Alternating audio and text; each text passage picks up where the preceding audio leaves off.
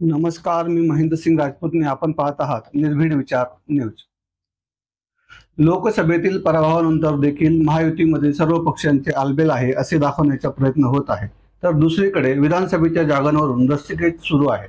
यात न्याय मिळाला नाही तर सोबळाचा नारा देखील दिला जात आहे। मात्र महायुतीत आता सर्व पक्षांचे आलबेल नसून भाजप आणि राष्ट्रवादीच्या नेत्यांमध्ये देखील वादाचा खळा पडला आहे असे अजित पवार आणि गिरीश महाजन यांच्यात झालेला निधी वाटपाच्या चर्चेतून समोर आले आहे। विधानसभा निवडणुकीच्या पार्श्वभूमीवर राज्यात सध्या सत्ताधारी पक्षातील नेते आणि आमदार आपल्यात जास्त निधी कसा मिळेल यासाठी प्रयत्नात आहेत। मात्र यावरून आता सत्ताधारी पक्षांमध्ये मतभेद असल्याचे समोर येत आहे। मंगळवारी राज्य मंत्रिमंडळाच्या बैठकीत याचे पडसाद दिसून आले।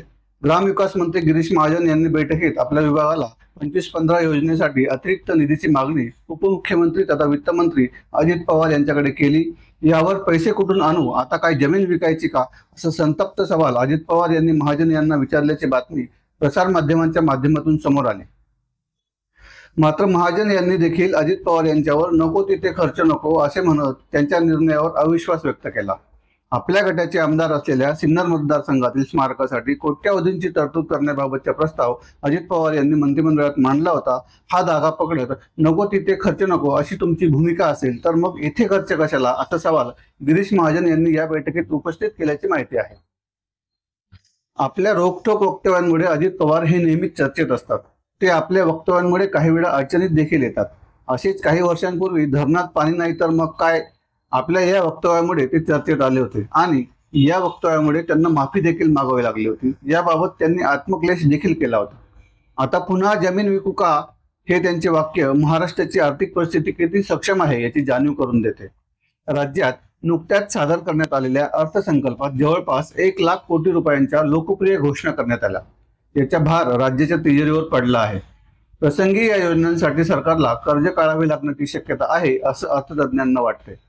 मात्र आर्थिक तरतुदीनुसार अजित पवार आणि मंत्री गिरीश महाजन यांच्यात झालेला हा वाद काही मीडिया रिपोर्टमधून समोर आला असून महायुतीत देखील काही आलबेल नाही हे यातून सिद्ध होत आहे। यापूर्वी भाजपच्या मातृसंस्थांकडून अजित पवार यांच्यावरील होणारे आरोप, भाजपचे मंत्री आणि अजित पवार यांच्यात झालेली खडाजंगी, पुढे उपस्थित होणारे जागा वाटपाचे प्रश्न, लोकसभा निवडणुकीत अजित पवार यांना आलेले अपयश, यशाच्या आधारावर जागा वाटपाचे सूत्र जर महायुतीत ठरले तर मात्र अजित पवार गटाची मोठी निराशा होऊ शकते।